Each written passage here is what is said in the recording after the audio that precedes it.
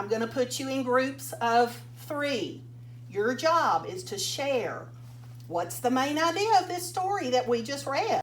4th grade teacher Nancy Miles spoke these words to students in homes throughout Johnson City's Southside school zone. Inside her classroom, student portraits attached to sticks sat, unmoving, smiling at the air in an eerily quiet classroom, echoing with the sound of Miles's voice, but absent squeaking shoes and shuffling papers. Well, I like that I get to try new websites.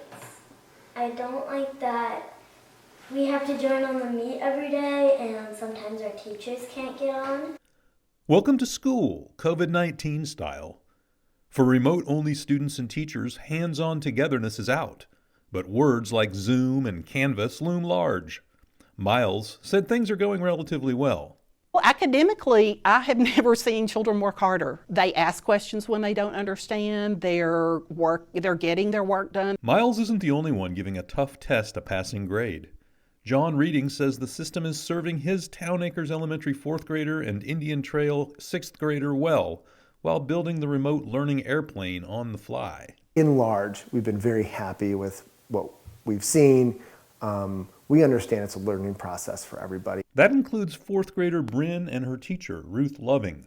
So Bryn, does it say you missed any others? Let me check. Oh, I found one. So we have daily communications with the teachers, and they're very good about telling me what my children are doing, what they're failing at, what they're being successful at, what we need to focus on. It hasn't been easy, starting with figuring out how to engage students through a screen. I have to rethink, how can I make this a hands-on activity at their home?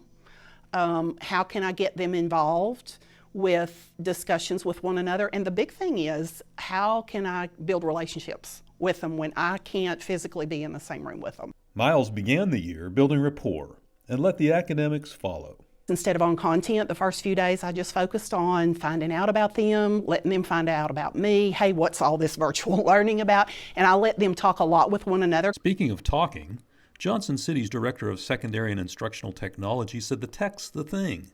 Zoom for one, but just as important is Canvas, Johnson City's learning management system. It's been sort of our one-stop place for our learning during this remote season that we've had. A lot of work could go into a lot of our online classes, and they look really good, but if students and parents can't find their way around in them, it sort of defeats the purpose. John Reading said the platform's worked well so far, though Bryn's curriculum is less suited to it than her 6th grade brother Logan's. Once you learn the landscape of how the app works, it's fairly intuitive and very easy to get into, see what you're supposed to do it, and be able to submit the information to your teacher. They know visually what Canvas looks like, and they know what to expect no matter which child they're helping. I suspect, that will also improve as the teachers learn a little bit better how to use Canvas. Reading says Johnson City promised a major improvement from the chaos of the spring, and that the system has delivered sufficiently for the Readings to sign up for remote through the rest of 2020. The teachers presenting the material and the kids learning the material has improved throughout the school semester, and honestly, I think it'll probably continue. Yet, even in a well-funded urban district, a city with strong internet options and a school system working overtime to get it right, Reading said every day is subject to glitches. Slow internet connections, sessions crashing. Who can tell me what is the main idea? Oh, I'm on mute. I'm muted, sorry.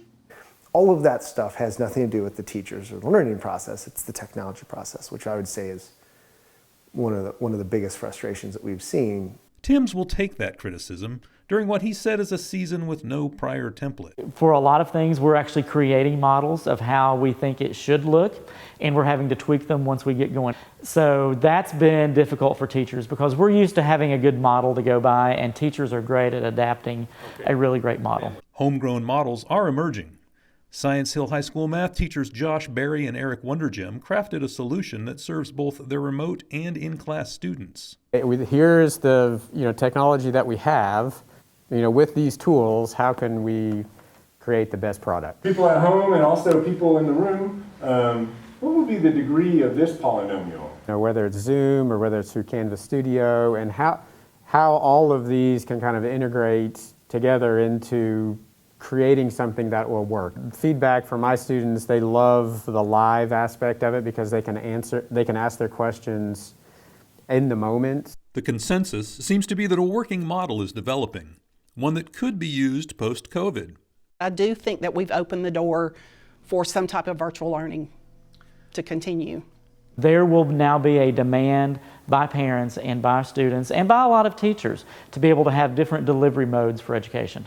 I think our expectation pretty much matches what we're seeing. You know, it's pretty hard to ask people to slam on their brakes and change the way you teach from however many years we've taught in person. But questions remain about the long-term impact. There is a fear of what will students know on the other side? Are they just as prepared for a Calculus 1 class at ETSU as they were 2 years ago? The answers to that will have to wait. In the meantime, the day-to-day is bringing plenty of interesting changes. Come downstairs, eat breakfast, and get dressed and log on. That's just weird. I've met ferrets. I have seen baby sisters.